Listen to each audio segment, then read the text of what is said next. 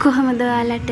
ඉතින් අද මං හදන්නේ ග්‍රෝග ගොඩකට ගුණදායක රසවත් ගස්ලබු ව්‍යංජනයක්.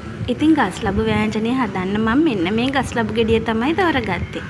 ඉතින් මුලින්ම අපි කපා ගන්න ඕනේනේ. අපි බලමු මේක හදාගන්නේ කොහොමද කියලා.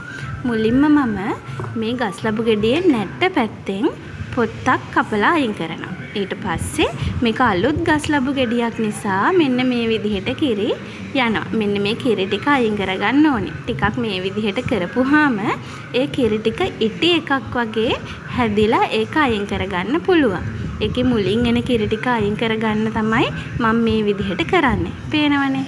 මේක හොඳට පැහිච්ච ගස්ලබු ගෙඩියක්. ලා කහ පාටකුත් පේනව නේද? කිරි ඉවත් කරපු ගස්ලබු ගෙඩිය හොඳට පිරිසිදු වතුරෙන් මම දැන් සෝදගෙන තමයි ආවේ.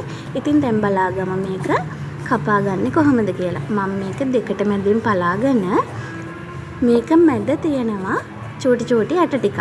හොඳට පැහිලා තියෙනවා නම් ටිකක් වැඩියෙන් තියෙන්න පුළුවන්. හැබැයි මේකේ තිබුණේ ඇට මද ප්‍රමාණයක් විතරයි. මෙන්න මේ ටික හොඳින් පිරිසිදු කරගෙන අයින් කරගන්න ඕනි. ඇට ඉවත් කරගත්තු ගස්ලබු ගෙඩියෙන් භාගයක් අරගෙන ඒ කොටස තමයි ව්‍යංජනය සඳහා මම ගත්තේ. ඉතින් මේ ගස්ලබු භාගේ තීරු 4කට කපා ගන්නවා. මුලින්ම මං කරේ තීරු 4කට කපා ගත්තු එක මෙන්න මේ ගානට වගේ වෙන්න තමයි මේ තීරු 4 කපා ගන්නෙ.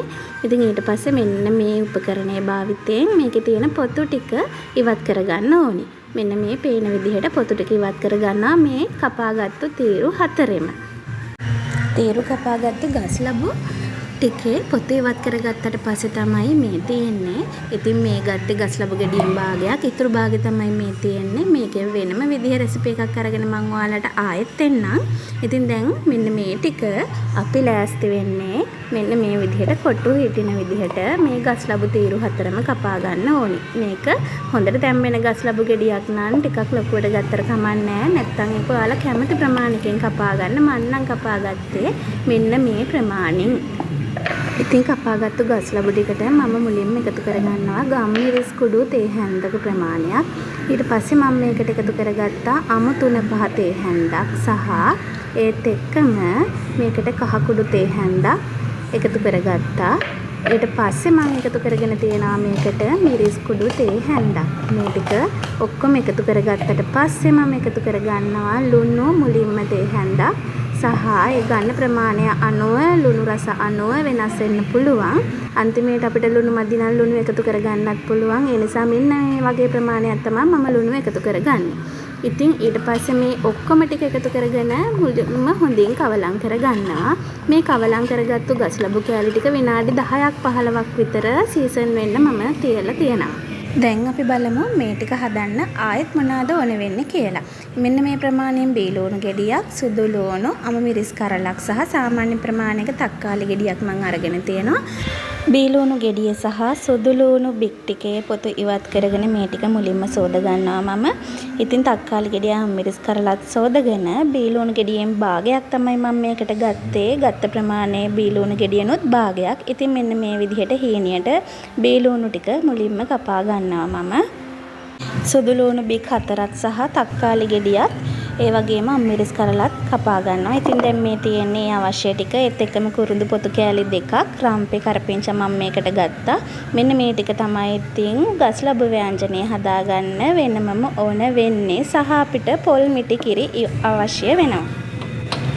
ඉතින් අපි දැන් වැඩේ පටන් ගමු. එන්නකො එහෙනම් ලිප් ඔන් කරලා ඇතිලියක් ලිපේ තියලා ඒක රත් වෙගෙන එනකොට ඒකට තෙල් ටිකක් එකතු කරලා මේ තෙල් ටිකත් රත් වෙගෙන එනකොට මේකට මම එකතු කරගන්නවා උළුහාල්ලට ස්වල්පයක්. මේ උළුහාල් ටික පුපුරගෙන වගේ එද්දී මේකට එකතු කරගන්නවා මම හීනියට කපාගත්තු සුදු ලුණු බික් 4ක් මේකට එකතු කරගෙන මේ ටික වෙලාවක් ටෙම්පරාදු වෙන්න තියලා ඊට පස්සේ මම එකතු කරගන්නවා හීනියට කපාගත්තු බීලෝණු ගෙඩි භාගේ, තක්කාලි, රම්පේ කරපිංච, අමු මිරිස් සහ කුරුඳු පොතු කෑලි 2 එකතු කරලා මේ ටික නැවතත් තෙලෙන් හොඳින් ටෙම්පරාදු කරගන්නවා. මේ ටික හොඳින් ටෙම්පරාදු කරගත්තට පස්සේ අපි එකතු කරගන්නවා සීසන් වෙන්න තියාගත්තු ගස්ලබු කෑලි ටික. ඒ ටික ටිකින් ටික මේ ටෙම්පරාදුවට එකතු කරලා හොඳින් තෙලේ ටෙම්පරාදු කරගන්නවා නැවතත්. මේ ටික ටෙම්පරාදු වේගෙන එද්දී සීසන් වෙන්න තිබ්බ ගස්ලබු කෑලි තිබුණු භාජනයට වතුර ටිකක් දාලා ඉතුරු වෙච්ච 3-5 ටිකත් එක්කම ඒ වතුර ටික ගස්ලබු ප්‍රමාණය වැහෙන ගානට දාලා හොඳින් තඹ ගන්න ඕනි. පියනකින් වහලා මේ ටික තඹ ගන්න ඕනි විනාඩි 5ක් වගේ. ඉතින් හොඳටම තැම්බෙනවා මේ වතුරත් එක්ක සහ 3-5 හොඳට මේ ගස්ලබු කෑලි වලට අල්ල ගන්නවා. ස්වල්ප වෙලාවකින් පියන ඇරලා බැලුවාම මේ විදිහට හොද්ද උතුරගෙන එනවා. මොකද අපි වතුර දැම්මනේ. ඉතින් මේ ටික හොඳින් හිඳ ගන්න ඕනේ. ඊට පස්සේ තමයි අපි මිටි කිරි එකතු කරන්න ඕනේ. නැවතත් පියන වහලා මේ වතුර ටික හිඳෙනකම්ම ගස්ලබු ටික තඹ ගන්න ඕනේ. ඊට පස්සේ තමයි කිරි එකතු කරගන්නේ. දැන් නම් ගස්ලබු ටිකට අපි දාපු වතුර ටික හොඳින් හිඳිලා ගස්ලබු ටික තැම්බිලා තියෙන්නේ. ඊට පස්සේ අපි බලනවා හැන්දෙන් කෑල්ලක් කඩලා මේ විදිහටම තියෙද්දී ගස්ලබු කෑලි ටික හොඳින් තැම්බිලාද කියලා. ඉතින් හොඳින් තැම්බිලා තියෙනවා නම් දැන් අපිට එකතු කරන්න තියෙන්නේ මිටි කිරි ටික. මේ ටිකට මිටි කිරි ටික එකතු කරලා හොඳින් හොද්ද උතුරවල ගත්තාම අපේ ගස්ලබු වෑංජනේ හැදිලා ඉවරයි. ඉතින් මෙන්න මේ ගස්ලබු වෑංජනේ හදලා බලන්නකො මොනතරම් රසද කියලා. ඒ වගේම තමයි දියවැඩියා පාලනයට සහ මලබද්ධයට මේක කියාපු බෙහෙතක්. කිසිම රසකාරකයක් නැහැ, වසක් විසක් නැහැ. ඕනම කෙනෙකුට ලේසියෙන් හොයාගන්න පුළුවන් දෙයක් තමයි ගස්ලබු කියන්නේ.